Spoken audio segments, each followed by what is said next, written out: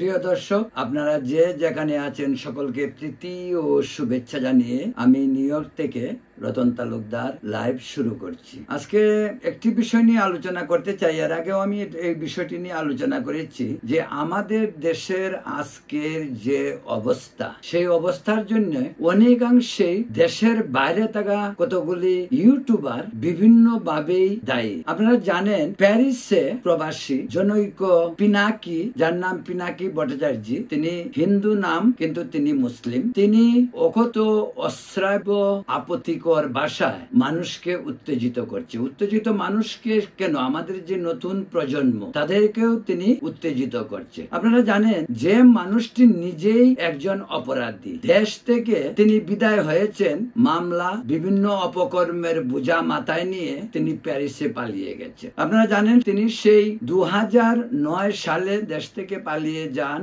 একটি অপকর্মের কারণে। সেই অপকর্মটিও আপনারা অনেকে জানেন।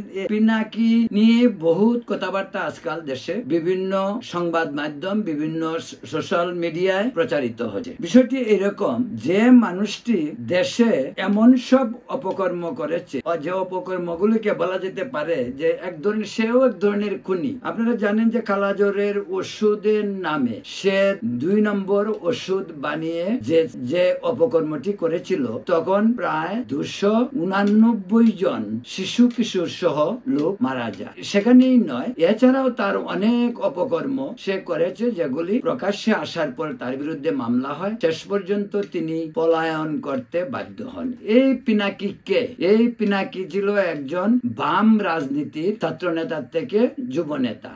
তারপর কি হলো? তারপর সে তার বিরুদ্ধে যখন সেই মামলার কারণে দেশ ছাড়তে বাধ্য হয়েছিলেন, তিনি রাতারাতি উল্টে গেলেন। তিনি কি হয়ে গেলেন? ইউটিউবার। উল্টে গিয়ে কি হলেন? আদর্শ তার চেঞ্জ হয়ে গেল। ছিল নাস্তিক, তিনি বিয়ে করেছেন একটি মুসলিম মেয়েকে। আপনারা জানেন বাংলাদেশে মুসলিম মেয়ে বিয়ে করলে তাকেও মুসলিম হতে হয়েছে। তিনি যদিও পরিষ্কার করে বলেননি, কিন্তু বাংলাদেশে যে কোনো নাগরিক ভিন্ন ধর্মের হলে সে যদি মুসলিম মেয়ে বিয়ে করে তাকে মুসলিম হতে হবে, এটাই আইন। তো ওটা তো আমাদেরকে নয় ছয় বুঝিয়ে লাভ নেই, এক কথায় তিনি মুসলিম হয়েছে। এই জন্য আমি বলি ও তো পিনাকি ভট্টাচার্য কেন লিখ? সে তো পিনাকি ভট্টাচার্য মোর, সে তো মুসলিম হয়েছে, সে একজন মুমিন মুসলমান। যে কারণে আমি তাকে এখন বলি মৌলানা পিনাকি হুজুর। এই হুজুর ফ্রান্সে গিয়ে তার শুরুটা এরকম। ফ্রান্সে গিয়ে তিনি anti Bharat, anti Hasina campaign শুরু করেন। তার ইউটিউব এভাবেই শুরু হয়। সবচেয়ে মজার বিষয় কি জানেন? সবচেয়ে মজার বিষয় এইটাই যে সে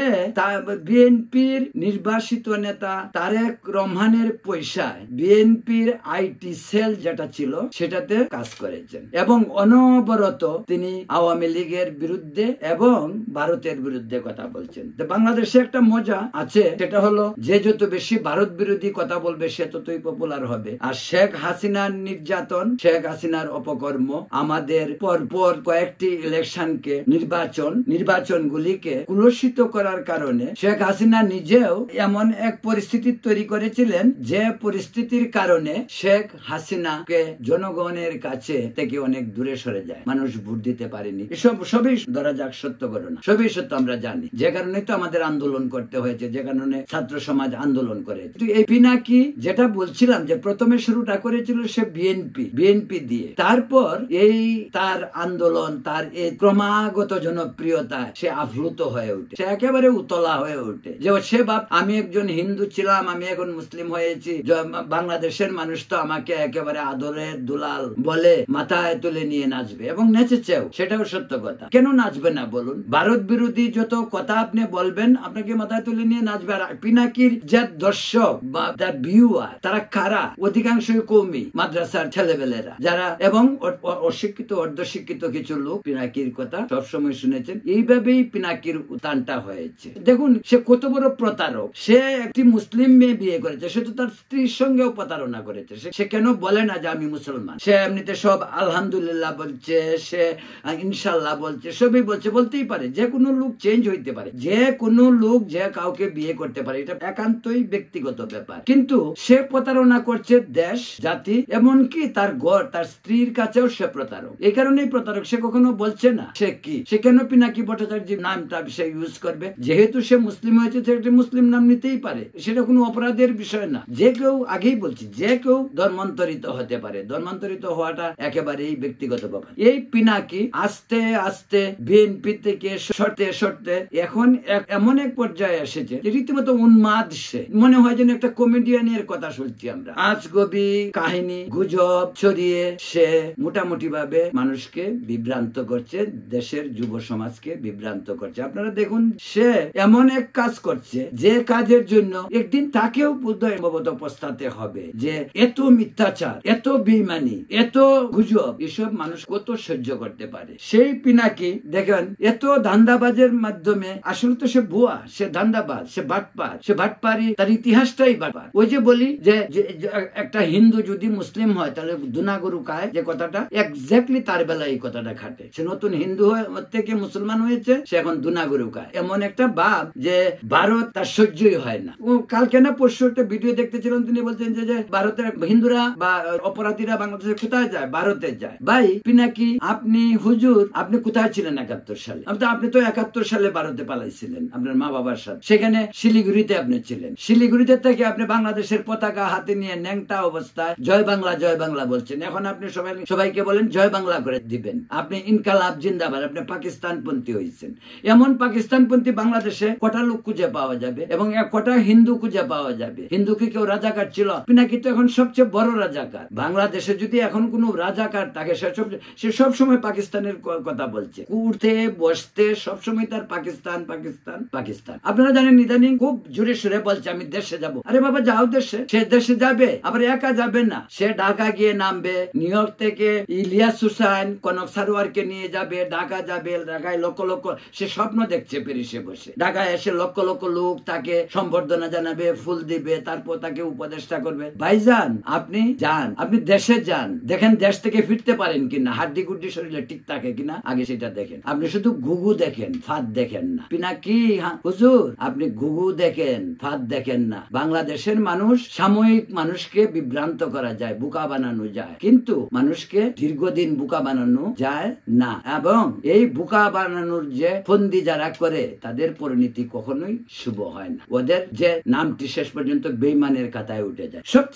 সবচেয়ে দুঃখজনক হলো কি, এই গভর্নমেন্ট ক্ষমতায় আসার পরে, ডক্টর ইউনূস গভর্নমেন্ট ক্ষমতা আসার পরে, সে ডক্টর ইউনূস সাহেবের সমর্থন হলেন। হতেই পারে, যে কেউকে সমর্থন করতে পারে। এই বিএনপি থেকে, এখন বলবো যে আগে হিন্দু থেকে কনভার্ট হয়ে মুসলমান হয়েছেন, এখন তিনি বিএনপি থেকে কনভার্ট হয়ে ডক্টর ইউনূসের অনুসারী হয়েছেন। হইতেই পারেন ভাই, আপনার সেটা আপনার ইচ্ছা। আপনি কি করবেন, আপনি কি খাবেন, আপনি কি পড়বেন, আপনি কাকে বিয়ে করবেন, আপনি কটা বাচ্চা বানাবেন, সব আপনার চা, আপনার মর্জির উপর নির্ভর করে পিনাকি হুজুর সাহেব। তবে একটা কথা মনে রাখবেন, এক মাঘে কিন্তু শীত যায় না। এই কারণেই বলবো, আপনি সারাদিন ভারতকে গালিগালাজ করেন, তাতে কিছু আসা যায় না। বাংলাদেশের হিন্দুদের কিচ্ছু আসা যায় না। বাংলাদেশ হিন্দুরা আপনাকে বহুত আগেই মাইনাস করে দিয়েছে। আপনার মতন কুলাঙ্গার আর আপনার মতো প্রতারক, আপনার মতো বেঈমান হিন্দুদের মাঝে কম হয়। তা আপনি হলেন একজন ভণ্ড, প্রতারক, বাটপার এবং মানুষ রূপী পশুর মতো আপনার আচরণ। আপনি যা করছেন তা না করে বরং প্যারিসে গিয়ে কোথাও দেখেন কোন বারে কমেডিয়ান হওয়া যায় কিনা। আপনি একজন কমেডিয়ান হইতে পারেন, একজন জোকার হতে পারেন। আপনি কিভাবে স্বপ্নে দেখেন বাংলাদেশের নেতা হবেন, আপনার কথা মানুষের শুনবে? আপনি কিসের হনু, সেই কথাটা বলেন। আমি কিছুদিন আগে একটি ভিডিও দেখলাম, আমার কাছে লজ্জা হয়, ঘৃণা হয়।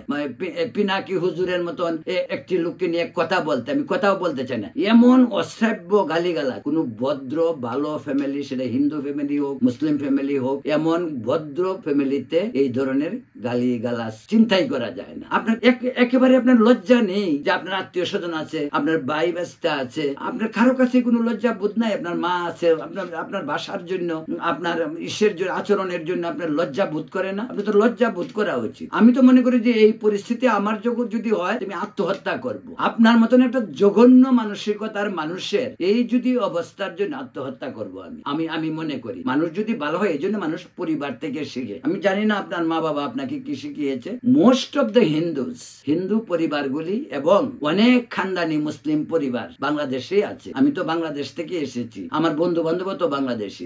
আমি জানি বহুত খানদানি শিক্ষিত মুসলিম পরিবারের ছেলেবেলেরা ভদ্র, বিনয়ী এবং সংযত। আপনি একটা উচ্ছৃঙ্খল, উচ্ছৃঙ্খলতার সংজ্ঞা বিভিন্ন ভাবে হইতে পারে। উচ্ছৃঙ্খল হইতে পারে একটা ড্রাগ এডিক্টেড লোক, এবং উচ্ছৃঙ্খল হইতে পারে আপনার মতো যে মুখ দিয়ে সবসময় অনবরত গালিগালাজ করে, তার মতো একটা লোককে উচ্ছৃঙ্খল বলা যায়। তাহলে আপনি হইলেন সেইটা, এবং সেটার জন্য আপনার পরিবার কতটুকু লজ্জা বোধ করে জানি না, হিন্দুরা লজ্জা বোধ করে। ভালো মুসলিম পরিবার, ভালো মুসলিম মানুষ আপনাকে ঘৃণা করবে না, শুধু আপনাকে বলবে যে আপনি কোত্থেকে এসেছেন সেটা হয়তো খোঁজার জন্য চেষ্টা করবে। তো আমি যে ভিডিওটার কথা বলতেছিলাম সেটা হলো যে একজন লোক, আমাদের ডক্টর ইউনূস সাহেব সম্প্রতি তাকে কি বানিয়েছে, রোহিঙ্গা বিষয়ক বিশেষজ্ঞ, ন্যাশনাল সিকিউরিটি অ্যাডভাইজার, তা উনাকে বানিয়েছে। আমাদের দেশের নিরাপত্তার দায়িত্ব উনাকে দেওয়া। ওই হলো আরেক বাটপার। ওই বাটপার আজ থেকে 25 বছর আগে এই বাটপার পরকিয়া করে একটি পরিবারকে ধ্বংস করে। শুধু ধ্বংসই করে নাই, দুটো লোক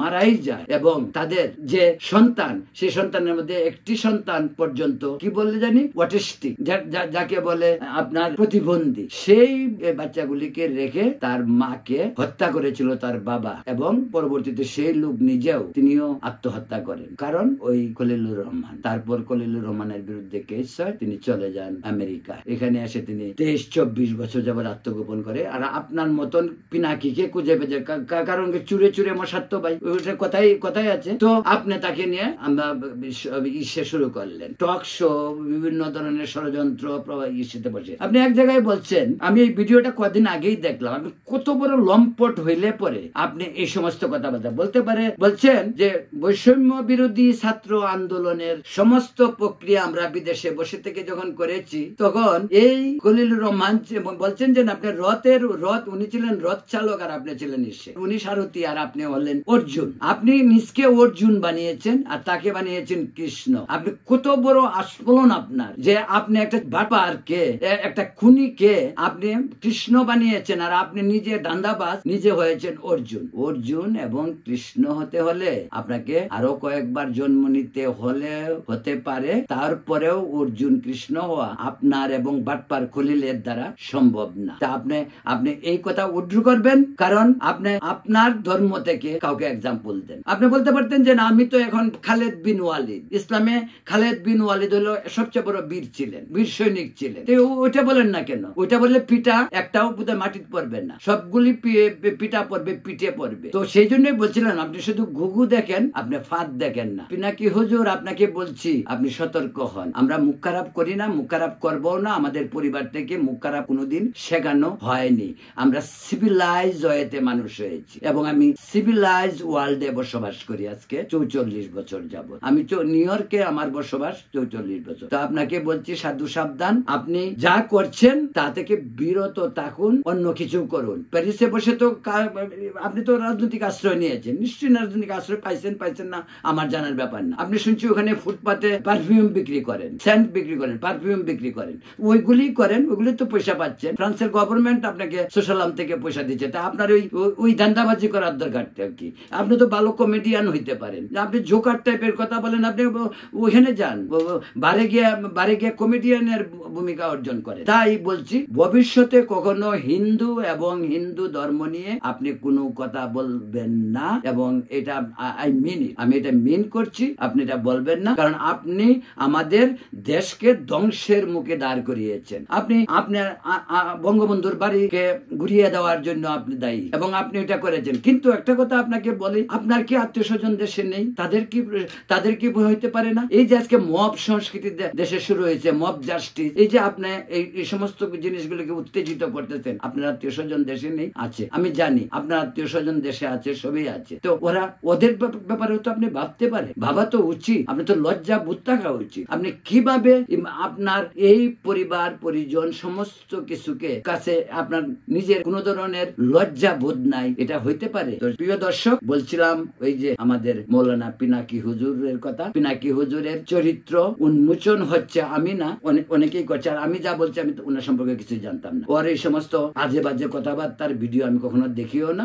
আমি যাও দুই একটা দেখেছি, সেজন্যই আমি নিজে মনে করি যে ওর ভিডিও দেখা মানে এটাও একটা পাপ হবে, এটাও করাটা গুনাহ। তাই আমি বলি যে ও আসলে এমন এক চিজ, এই যে দেখেন বিএনপি নেতৃবৃন্দকে কি পরিমাণ গালি, মির্জা আব্বাস বলেন, কি বলেন ওই যে আলমগীর সাহেবকে বলেন, যিনি ফখরুল ইসলাম আলমগীর, এই সমস্ত মানুষেরকে ইজ্জত দিতে হয়। মানুষকে, রাজনৈতিক নেতাদের চরিত্র ভিন্ন রকম হইতে পারে। ধরা যাক সে মির্জা আব্বাস বাজের লোক, ধরা যাক ফখরুল ইসলাম আলমগীর বাজের লোক, আপনি কে তাদেরকে তিরস্কার করার? আপনি কেন তাদেরকে অনবরত একজনের পর একজন, ছিলেন বিএনপি প্রেমিক, এখন হয়েছেন ইউনূস প্রেমিক। কদিন পরে আমি নিশ্চিত বলতে পারি এই আপনার এই পচা মুক্তি দিয়ে কদিন পরে আপনি ডক্টর ইউনূসের সমালোচনা করবেন, আবার তারেক রহমানের পা চাটতে যাবেন। আপনি হলেন পা চাটা লোক, আপনি পাই চাটতে যাবেন, এবং পা চাটতে আপনি খুব ভালোবাসেন। আগে কমিউনিস্ট পার্টি করছেন, ধর্ম বিশ্বাস করতেন না, এখন ইসলাম ধর্মে বিশ্বাস করেন, ওই জায়গাতেই থাকেন, নড়াচড়া কম করেন, ভবিষ্যতের জন্য ভালো হবে। বাঁচার তো অধিকার পৃথিবীতে সকলেরই আছে। আমি মনে করি মানুষের মান সম্মান ইজ্জত নিয়ে চিনিমিনি করবেন না। প্রিয় দর্শক, আজ এখানেই, ভালো থাকুন, সুস্থ থাকুন। আপনাদের সকলকে আবার প্রীতি শুভেচ্ছা জানাচ্ছি। সম্ভব হলে আমার চ্যানেলটি সাবস্ক্রাইব করবেন। শুভরাত্রি।